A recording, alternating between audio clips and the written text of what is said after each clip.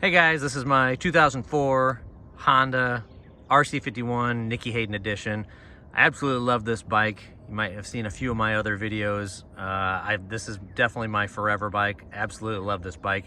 I get asked a lot about what I like versus I don't like, and my likes are really loves. I love this bike, but there are a few things as I put some thought into it that I would like to mention. So I'll just walk around the bike here so you guys can get a better look at it as I chat about these things. So the first one is definitely, when the bike was new, parts were plentiful, but now we are 20 years in. This bike is 19 years old now.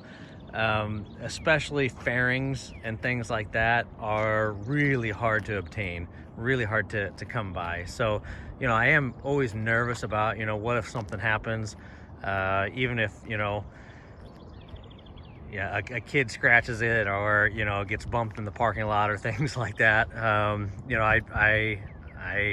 worry about that. I've been collecting some extra parts, some spares and things like that just in case, but that's probably my biggest thing is, if you're gonna look for a side fairing and you might find one new, old stock, or even used, you're looking at $1,000 there. Sometimes you can find some deals. I found a nose fairing for 50 bucks, an OEM one, which was in my hometown, and I couldn't believe that I found it. But that's definitely not a regular case there. So, and even the aftermarket, I guess that would be number two. Aftermarket, especially like pipes and things like that.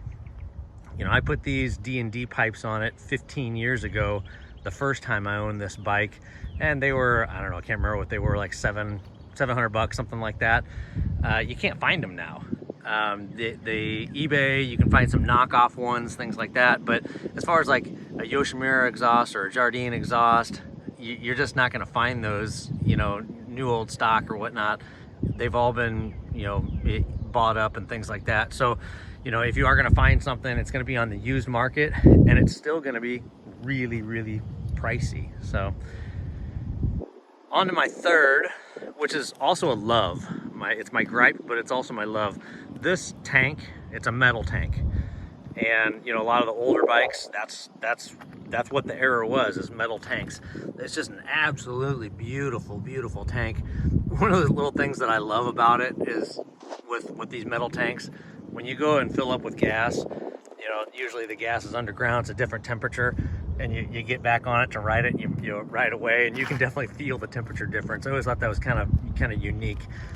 Nowadays, most of the tanks are plastic material, and they usually have a tank cover. And I actually like that with the new bikes, that if something would happen, you just put a new tank cover on it, right? So as far as like the bike as a whole, you can buy Chinese fairings. They're not the best. They're not going to withstand to the heat of the bike. They're not going to have the fitment, but at least you can buy those. You can find those. They're pretty plentiful, but they don't come with a tank. So even on the used market, you see tanks with dents on them and things like that folks are asking quite a bit of money. So all of those things wrapped up takes me to my fourth item that I'm not too crazy about. Is this bike was designed for the track.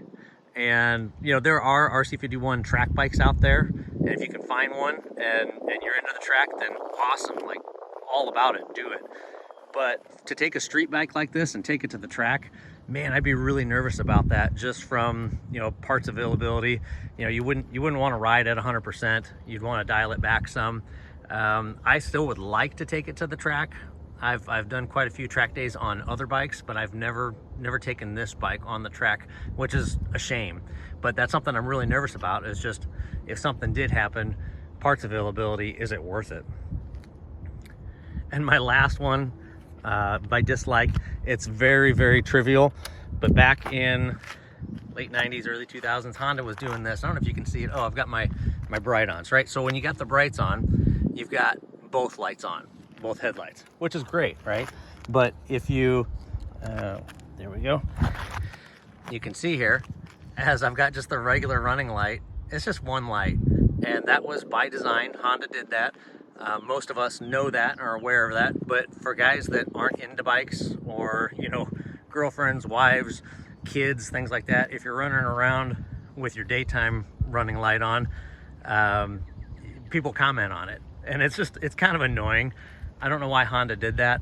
I wish they would have had both lights go on and then both lights go bright for when you got the brights. Now I run my brights during the day, so it's not a huge issue, but if it ever gets, you know, close to the evening, dust, things like that, I'll take the brights off, just, you know, courtesy for other riders or drivers and things like that. But you know, I pull up to a gas station and usually someone runs over to tell me right away. Just a little bit of annoying. Don't know why Honda did that. It is unique to this era of bike, so it is what it is. But you will get people that comment on it, and that's one thing I find annoying, is people that aren't into bikes, that they try to comment on your bike and critique it and things like that. So these are small items. Obviously, I absolutely love this bike. If you're thinking about getting one, you definitely should. These bikes are absolutely amazing. See you guys.